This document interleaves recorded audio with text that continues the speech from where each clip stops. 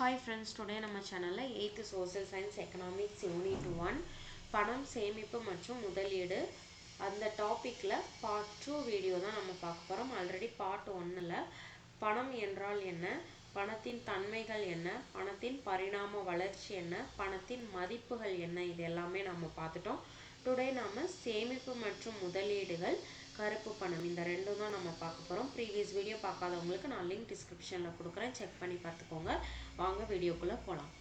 வங்கியில் சேமிப்பு மற்றும் முதலீடுகள். சேமிப்புகள் அப்படின்னா என்ன? வருவாயில் நடப்பு நுகர்வுக்கு பயன்படாத ஒரு பகுதி சேமிப்பு என வரையறுக்கப்படுகிறது. அதாவது உங்களுக்கு புரியுற மாதிரி சொல்லணும் அப்படின்னா, நான் என்னோட ஒரு நாள் வருமானம் 1000 ரூபான்னு வச்சுக்கோங்களேன். 1000 ரூபாயில் நான் 500 ரூபாய் என்னுடைய தேவைகளுக்காக பயன்படுத்துகிறேன். அப்போது நான் பயன்படுத்துகிற பணம் தான் நுகர்வுக்கு பயன்படுத்தப்பட்ட பணம். மீதி இருக்கு இல்லையா 500 ரூபாய், இதுதான் நுகர்வுக்கு பயன்படுத்தப்படாத பணம். இந்த பணத்தை தான் நான் என்ன பண்ணுவேன், எதிர்கால தேவைக்காக சேமித்து வைப்பேன். அதை தான் சொல்லியிருக்காங்க. நுகர்வுக்கு பயன்படாத ஒரு பகுதியை தான் சேமிப்பு அப்படின்னு சொல்லியிருக்காங்க. இந்த மாதிரி நம்ம பணத்தை சேமித்து வைக்கிறதுக்கு பல்வேறு வழிமுறைகள் இருக்குது. அது என்னென்னு பார்க்கலாம். முதல் ஒன்று மாணவர் சேமிப்பு கணக்கு. இது ஸ்கூலில் படிக்கிற ஸ்டூடெண்ட்ஸ்க்கு, காலேஜ் ஸ்டூடெண்ட்ஸ்க்கெல்லாம் வங்கியில் பணம் சேமித்து வைப்பதற்காக சில வங்கிகள் அக்கௌண்ட் ஓப்பன் பண்ணி தராங்க. இதில் ரொம்ப முக்கியமான ஒன்று அப்படின்னா ஜீரோ பேலன்ஸ் மெயின்டெனன்ஸ் கொடுக்குறாங்க. இதுதான் மாணவர் சேமிப்பு கணக்கில் உள்ள முக்கியமான ஒரு அம்சம்.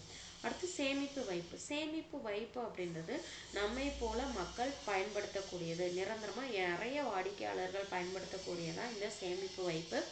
இதில் நம்ம பணம் எடுக்கும் போது வங்கி ஒரு சிறிய தொகையை வட்டியாக கொடுக்கும். அடுத்து நடப்பு கணக்கு வைப்பு. இதை யார் பயன்படுத்துவாங்க அப்படின்னா வர்த்தக நிறுவனங்கள், வர்த்தகர்கள் இந்த நடப்பு கணக்கு வைப்பை பயன்படுத்துவாங்க. இவங்க வங்கி பரிவர்த்தனைகளை மேற்கொள்வதற்காக இந்த நடப்பு கணக்கு பயன்படுகின்றது. அடுத்து நிரந்தர வைப்பு. நிரந்தர வைப்பு இது முதலீட்டாளர்கள் மேக்சிமம் பயன்படுத்துவாங்க. அவங்களோட அக்கௌண்ட்ல ஒரு ஹெவி பேலன்ஸ் மெயின்டைன் பண்ணிட்டே வருவாங்க. இந்த இது நிரந்தரமாக ஒரு குறிப்பிட்ட காலத்திற்கு வங்கியிலே இருக்கும். அதனால இதை கால வைப்பு அப்படின்னும் நம்ம அழைக்கலாம். அடுத்து சேமிப்பின் நன்மைகள். சேமிப்பதன் மூலம் நமக்கு என்னென்ன நன்மைகள் கிடைக்குது அப்படின்னா, எதிர்காலத்தில் நமக்கு எந்த பிரச்சனை வந்தாலும் சமாளிக்கக்கூடிய ஒரு சக்தி நமக்கு இருக்கும். விரைவில் நிதி ரீதியாக நம்ம தனிமையாக இயங்க முடியும். நீங்கள் எந்த எதிர்பாராத செலவுகளை பற்றியும் நம்மளால் கவலைப்பட வேண்டிய அவசியம் இல்லை. ஏன் அப்படின்னா எதிர்காலத்தில் நமக்கு என்ன வேணாலும் நடக்கலாம். மெடிக்கல் சம்பந்தமான செலவுகளும் வரலாம், அல்லது சுபகாரியங்களுக்கான செலவுகளும் வரலாம். அதுக்காக நம்ம பயப்பட வேண்டாம். நம்மளுடைய எதிர்காலத்தில் வேலையை இழந்தாலுமே கொஞ்ச நாளைக்கு நம்ம சேமித்து வைத்த பணத்தை வைத்து நம்மளால் சமாளிக்க முடியும். சூழ்நிலை மாற்றத்தினாலும் நம்ம தயாராக இருக்க முடியும். பணி ஓய்வில் வசதியாக இருக்கும் சேமிப்பு வச்சிருந்தோம் அப்படின்னா. இப்போ சேமிக்கிறது நமக்கு கண்டிப்பாக நாளைக்கு பாதுகாப்பாகவே இருக்கும். அடுத்து மாணவர்களுக்கிடையே சேமிப்பினை எப்படி ஊக்குவிக்கலாம். அவங்களுக்கு டேக்ஸ் பற்றியும் கணக்கியல் பற்றியும் நம்ம சொல்லி கொடுக்கணும். வளர்ந்து வரும் பணம் சார்ந்த முடிவுகளில் அவங்கள ஈடுபடுத்தணும். அது மட்டும் இல்லாமல் இப்போது ஸ்டூடெண்ட்ஸுக்குன்னு நிறைய ஸ்காலர்ஷிப்ஸ் கொடுத்துட்ருக்காங்க. அந்த ஸ்காலர்ஷிப் பற்றிய நாலேஜ் நம்ம ஸ்டூடெண்ட்ஸுக்கு சொல்லித்தரணும். இந்த மாதிரி செய்வதன் மூலம் அவங்களுக்கு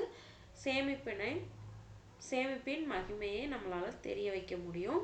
ரெண்டாவது, ஸ்காலர்ஷிப்லாம் அப்ளை பண்ணுறாங்க இல்லையா காலேஜ் படிக்கிறவங்களுக்கு, அவங்களுக்கு எந்த மாதிரி லோன் அப்ளை பண்ணி கல்வி கடன் வாங்கணும் அப்படின்றதையும் நம்ம சொல்லிக் கொடுப்பதன் மூலம் அவங்களுக்கு சேமிப்பின் அருமை தெரியறதுக்கு நிறைய சான்சஸ் இருக்குது.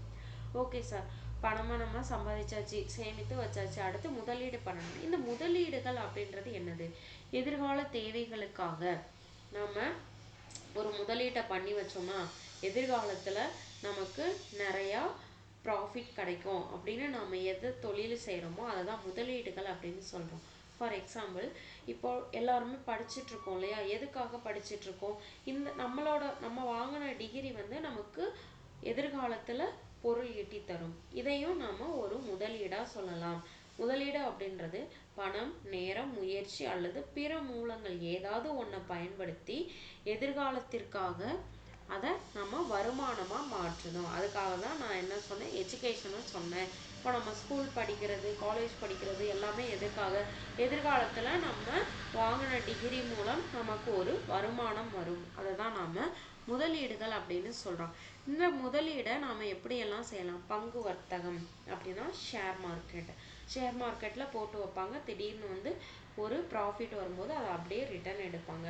அடுத்து பத்திரங்கள் வாங்கி வைக்கிறது. அடுத்து பரஸ்பர நிதி, காப்பீடு திட்டங்கள் நிறையா இருக்குது. எல்ஐசி காப்பீடெல்லாம் இருக்கு இல்லையா, அதில் நாம் ஒரு குறிப்பிட்ட காலத்துக்கு சேமித்து வைக்கும்போது நமக்கு எதிர்காலத்தில் அது வருமானமாக திருப்பி வரும்.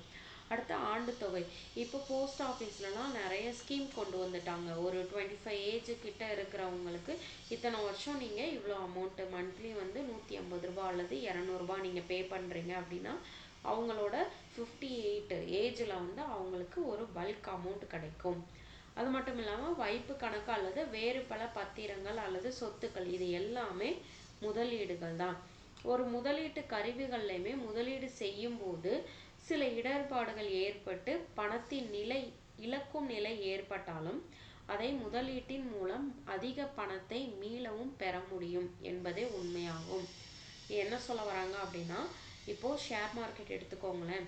இப்போது ஷேர் மார்க்கெட்டில் நம்ம அமௌண்ட் போடுறோம் அப்படின்னா ஒரு சில டைம் நமக்கு ப்ராஃபிட் கிடைக்கும், ஒரு சில டைம் லாஸ் கிடைக்கும். இது ரெண்டுமே நமக்கு ஏற்றுக்கொள்ளக்கூடிய ஒன்று தான். முதலீடு என்பது நாட்டின் பொருளாதார வளர்ச்சியை உருவாக்கும் தன்மை உடையது. அடுத்து நம்ம பார்க்க போகிறது கருப்பு பணம். கருப்பு பணம் என்பது என்ன? கருப்பு பணம் அரசுக்கு கணக்கில் காட்டப்படாத ஒரு பணத்தை தான் கருப்பு பணம் அப்படின்னு சொல்கிறோம். இந்த கருப்பு பணம் என்பது கணக்கில் கொண்டு வரப்படாத பணத்தின் ஒரு வடிவம். இது பெரும்பாலும் பிஸ்னஸ் பண்ணுறாங்க இல்லையா, அந்த மக்களால் தோற்றுவிக்கப்படுவது தான் இந்த கருப்பு பணம். ஓகே, இங்கே சேமிப்பு, முதலீடு அவற்றின் வேறுபாடு நமக்கு கொடுத்துருக்காங்க. சேமிப்பு அப்படின்றது தனிநபர் வருமானத்தில் நுகர்விற்காக பயன்படுத்தப்படாத ஒரு பகுதியை சேமிப்புன்னு சொல்கிறோம். முதலீடு அப்படின்றது மூலதன சொத்துக்களில் நிதி முதலீடு செய்யும் செயல்முறையை சொல்கிறோம். சேமிப்பின் நோக்கம் என்னது? குறுகிய காலம் அல்லது அவசர காலத்தில் அதை எடுத்து நம்மளால் பயன்படுத்திக்க முடியும். ஆனால் முதலீடு அப்படின்றது ஒரு மூலதனத்தை உருவாக்குவதற்காக, எதிர்கால வருவாய்க்காக நாம் செய்கிறது தான் முதலீடு. இதனுடைய இடர்பாடு என்ன? புறக்கணிக்கப்பட்ட அளவு, அதாவது ஒரு குறைந்த அளவிலான வட்டி மட்டும்தான் நம்மளால் பெற்றுக்கொள்ள முடியும். ஆனால் முதலீடு அப்படி கிடையாது. சேமிப்பை கம்பேர் பண்ணும்போது நமக்கு அதிகமாக கிடைக்கும். இதனுடைய வருவாய் ரொம்ப குறைவாக தான் இருக்கும் சேமிப்பில். ஆனால் முதலீடில் ஒப்பீட்டு அளவில் ரொம்ப அதிகமாக இருக்கும். இதனுடைய நன்மை அதிகம். சேமிப்பின் நன்மை அதிகம், முதலீட்டின் நன்மை குறைவு. ஏன்னா முதலீடு செய்யும் போது நமக்கு ப்ராஃபிட்டும் கிடைக்கலாம், லாஸும் கிடைக்கலாம். அது மட்டும் இல்லாமல் நமக்கு தேவையான நேரத்தில் எடுத்து பயன்படுத்த முடியாது. அதனால் முதலீட்டில் நன்மையானது ரொம்ப குறைவு. இந்த கருப்பு பணம் யாரால் கொண்டு வரப்படுது?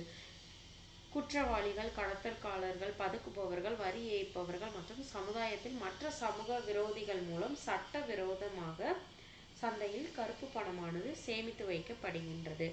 சரி, கருப்பு பணம் அதிகமாயிடுச்சு. இப்போ இதை தடுக்கிறதுக்காக அரசு என்ன நடவடிக்கை மேற்கொண்டது? அரசு 2016 டிசம்பர் 8 இந்தியாவில் கருப்பு பணத்திற்கு எதிராக அனைத்து 500, 1000 ரூபாய் நோட்டுகளும் செல்லாது அப்படின்ற ஒரு அறிவிப்பை வெளியிட்டது. எதுக்கு இப்படி வெளியிடுவதன் மூலம் கருப்பு பணம் ஒளிந்துருமா? அவங்களுடைய கருப்பு பணம் உண்மையிலே ஓரளவுக்கு குறையிறதுக்கு நிறைய சான்சஸ் இருக்குது. ஏன்னா அவங்க 500 ரூபாய், 1000 ரூபாய் நோட்டுகள் நிறையா சேர்த்து வச்சுருப்பாங்க.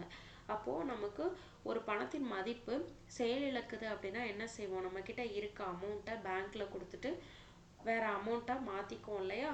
இந்த மாதிரி கருப்பு பணம் வச்சுருக்கவங்களுக்கு அந்த வாய்ப்பு ரொம்ப குறைவாக இருக்கும். அதுக்காக தான் நவம்பர் 8 2016 இந்திய அரசு 500, 1000 ரூபாய் நோட்டுகளுக்கான பண மதிப்பிழப்பு செய்வதாக அறிவித்தது. ஓகே, இந்த பொருளாதாரத்தில் கருப்பு பணம் இருந்துச்சுன்னா கருப்பு பணத்தின் விளைவுகள் பொருளாதாரத்தை எப்படி பாதிக்கும்? பொருளாதாரத்தில் பணக்காரங்க பணக்காரங்களாகவே இருப்பாங்க, ஏழைகள் ஏழைகளாகவே இருப்பாங்க. அதை தான் சொல்லியிருக்காங்க. ஒரு புறம் வளர்ச்சி இருக்கும், இன்னொரு புறம் வளர்ச்சியற்ற நிலை இருக்கும். உண்மை அளவை குறைத்து மதிப்பீடு செய்வது, நம்ம கிட்ட எவ்வளோ சொத்து இருக்கோ அதை டைரக்டாக வந்து நம்ம நேரடியாக அரசுக்கு கணக்கு காட்டாமல் இருப்போம் இல்லையா, அதை தான் உண்மை அளவை குறைத்து சொல்கிறது. இந்த வரி நம்ம அரசுக்கு ஏமாற்றுறதுனால அரசுக்கு வருவாய் வாய்ப்பு ரொம்ப குறையும். அதை தான் வருவாய் இழப்பு அப்படின்னு சொல்லியிருக்காங்க. அடுத்து சமத்துவம் வலுவிழத்தல், பணக்காரர் மற்றும் ஏழைகளுக்கு இடையேயான இடைவெளி அதிகரித்துட்டே போகும். ஆடம்பர நுகர்வு செலவு, உற்பத்தி முறையிலிருந்து விலக்கம் அடைய வாய்ப்புகள் இருக்கு. பற்றாக்குறை பணத்தை விநியோகித்தல், சமுதாயத்தில் பொது ஒழுக்க நிலைகளின் வீழ்ச்சி அதிகமாக இருக்கும். உற்பத்தி மீதான விளைவுகளும் ரொம்ப அதிகமாக இருக்கும்.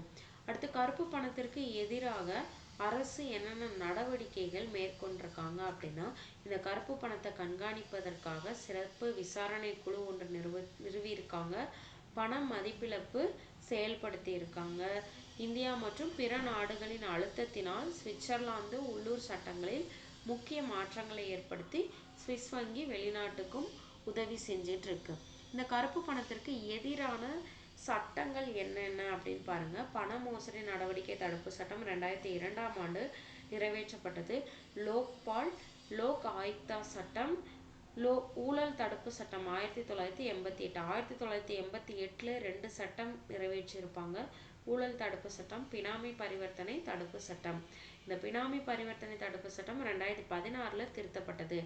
அடுத்து வெளிக்கொணரப்படாத வெளிநாட்டு வருமானம் மற்றும் சொத்து மசோதா, இது அறிவிக்கப்பட்ட ஆண்டு 2015. அடுத்து ரியல் எஸ்டேட் சட்டம் 2016ஆம் ஆண்டு இந்த சட்டம் அறிவிக்கப்பட்டது. அடுத்து பணம் என்ற வார்த்தை ரோம் வார்த்தையான மொனேட்டா ஜூனோ அப்படின்ற வார்த்தையிலிருந்து பெறப்பட்டது. பண்டமாற்று முறை அப்படின்றது என்னது? பணத்தை பயன்படுத்தாமல் நம்மிடம் உள்ள பொருட்களை மாற்றிக்கொள்வது, அல்லது அரிசிக்கு கோதுமை மாற்றி வாங்கிக்கிறோம் இல்லையா, அதை தான் பண்டமாற்று முறை அப்படின்னு சொல்கிறோம். சில முக்கிய நிலைகள் மூலம் பணம் உருவானது. அவை பண்டப்பணம், உலோகப்பணம், காகிதப்பணம், கடன் பணம், அருகாமை பணம், மற்றும் சமீபத்திய பணத்தின் வடிவங்கள். ஓகேவா? சமீபத்திய பணத்தின் வடிவங்கள் என்னது? நிகர பணம் நம்ம பார்த்தோம் இல்லையா, அதுதான் இப்போ கடைசி நிலைமையில இருக்கு. நிகர பணம் அப்படின்றது என்ன அப்படின்னா, நான் வந்து ஒருத்தவங்க கிட்ட கடன் வாங்கியிருக்கேன் அப்படின்னா என்னால் கடனை திருப்பி செலுத்த முடியல, அதனால என்கிட்ட இருக்க ஏதோ ஒரு பொருளை கொடுத்துட்டு இப்போதைக்கு நீங்கள் வச்சுக்கோங்க, நான் பின்னாடி வந்து என்னுடைய கடனை செலுத்துறேன் அப்படின்னு சொல்கிறாங்களே, அதுதான் நிகர பணம் அப்படின்னு சொல்கிறாங்க. பணத்தின் மதிப்பு அப்படின்றது ஒரு நாட்டில் பண்ட பணிகளை வாங்கும் சக்தி. அடுத்து பணம் அதன் பணிகளால் தான் வரையறுக்கப்படுது. எவை பணமாக பயன்படுத்தப்படுமோ அது எல்லாமே பணம். பணம் எதையெல்லாம் செய்ய வல்லதோ அதுவே பணம் தான். செலவிடத்தக்க வருவாயில் நடப்பு நுகர்விற்கு பயன்படுத்தப்படாத ஒரு பகுதி தான் சேமிப்பு. இந்த சேமிப்பானது எதிர்கால பயன்பாட்டிற்காக ஒதுக்கி வைக்கப்படுகின்றது. கருப்பு பணம் அப்படின்றது நாட்டின் ஒழுங்கு கட்டுப்படுத்துகையில் சட்ட விரோதமாக சம்பாதிக்கப்பட்ட ஒரு பணம் தான் இந்த கருப்பு பணம். ஓகே, புக் பேக் கொஸ்டின் பார்க்கலாம். உலோக பணத்திற்காக எந்த உலோகம் பயன்படுத்தப்பட்டது? தங்கம், வெள்ளி, வெண்கலம், இந்த மூன்றுமே பயன்படுத்தினாங்க. ஸோ ஆப்ஷன் டி தான் கரெக்டான ஆன்சர், மேற்கூறிய அனைத்தும். இந்திய ரூபாய் குறியீட்டினை வடிவமைத்தவர் யார்? Option A Udayakumar. பணத்தின் மதிப்பு 2 வகைப்படும். அகப்பண மதிப்பு, புறப்பண மதிப்பு. அகப்பண மதிப்புனா உள்நாட்டில் நம்ம வாங்கக்கூடிய பொருட்களும் பணிகளுக்குமான செலவை அகப்பண மதிப்புன்னு சொல்லுவோம். புறப்பண மதிப்புனா வெளிநாட்டில் வாங்கக்கூடிய பொருட்களுக்கும் சேவைகளுக்கும் உள்ள பணத்தை நம்ம புறப்பண மதிப்புன்னு சொல்லுவோம். ஸோ ஆப்ஷன் சி, ஆ மற்றும் ஆ. வங்கி பணம் என்பது காசோலை. தவறான ஒன்றை தேர்ந்தெடுக்கவும். முதலீட்டு கருவிகள் போன்றவை. வரி செலுத்துவது. முதலீட்டு கருவிகள் அப்படின்றது பங்கு வர்த்தகம், பத்திரங்கள், பரஸ்பர நிதி, வேற என்ன பார்த்தோம்? காப்பீடு, இதெல்லாம் பார்த்தோம் இல்லையா, இதெல்லாம் வந்து முதலீட்டு கருவிகள். வரி செலுத்துவது அப்படின்றது முதலீட்டு கருவிகள் கிடையாது. பின்வருவனவற்றில் கருப்பு பணம் குவிப்பதற்கு காரணமானவர்கள் யார்? மேற்கண்ட அனைத்தும். வரி ஏய்ப்பவர்கள், பதுக்குபவர்கள், கடத்தல்காரர்கள், இவங்க எல்லாருமே கருப்பு பணம் குவிப்பதற்கு காரணமாக இருக்கிறாங்க. நிகழ்கலை வங்கியை டேஸ் என்று அழைக்கலாம். இணைய வங்கி. பணம் எதையெல்லாம் செய்ய வந்தாலும் அதுவே பணம். மின்னணு வங்கியை டேஸ் என்றும் அழைக்கலாம். NEFT. கடன் அட்டைகள் மற்றும் பற்று அட்டைகள் டேஸ் பணமாகும். நெகிழி பணம். இந்திய ரிசர்வ் வங்கி தோற்றுவிக்கப்பட்ட ஆண்டு 1935. அடுத்து பொறுத்துக. பண்டமாற்று முறை, பண்டங்களுக்கு பண்டங்கள் பரிமாற்றம். இந்திய ரிசர்வ் வங்கி சட்டம் 1935 தொடங்கப்பட்டது. மின் பணம், மின்னணு பணம், சேமிப்பு, நுகர்வு தவிர்த்த வருமானம், கருப்பு பணம், வரி ஏமாற்றுபவர்கள். கீழ்கண்ட வினாக்களுக்கு ஓரிரு வார்த்தையில் விடையளி. பணம் என்ற வார்த்தை எதன் மூலம் பெறப்பட்டது? மொனேட்டோ ஜோனோ. இந்தியாவில் ரூபாய் நோட்டுகளை அச்சிட்டு வெளியிடுவது யார்? RBI, reserve bank of India அல்லது இந்திய ரிசர்வ் வங்கி. சரியான கூற்றை தேர்ந்தெடுக்கும். பண்டமாற்று முறையில் பல குறைபாடுகள் ஆவன. என்னென்ன குறைபாடுகள் இருக்கு அப்படின்னா, இருமுக தேவை பொருத்தமின்மை, செல்வத்தை சேமிப்பது சிரமம், பொதுவான மதிப்பின் அளவுகோல், பொருட்களின் பகுபடாமை. அப்போ இதோட ஆன்சர் ஆப்ஷன் சி 1, 3 மற்றும் 4 சரி. தவறான ஒன்றினை கண்டுபிடிக்க. பரிமாற்றத்திற்கு பணத்தின் சமீபத்திய வடிவங்கள் என்னது? கடனற்றை, பற்று அற்றை, நிகழ்கலை வங்கி. இது எல்லாமே இப்போ நாம பயன்படுத்துறது. பண்டமாற்று முறை பண பரிமாணத்திற்கு முன்னாடி நாம பயன்படுத்தின ஒன்று. ஸோ தவறான ஒன்று ஆப்ஷன் பி பண்ட பரிமாற்று முறை. அடுத்து பாருங்க. பொருளாதாரத்தின் இருப்பு பணத்தின் விளைவுகள் உற்பத்தியில் விளைவுகள் இல்லை. ஆப்ஷன் சி தான் கரெக்டான ஆன்சர். இதோட இந்த யூனிட் முடிஞ்சிச்சு. நம்ம நெக்ஸ்ட் யூனிட் நெக்ஸ்ட் வீடியோவில் பார்க்கலாம். வீடியோ பிடிச்சிருந்தா சப்ஸ்கிரைப் பண்ணுங்கள், லைக் பண்ணுங்கள், ஷேர் பண்ணுங்கள். தேங்க்யூ.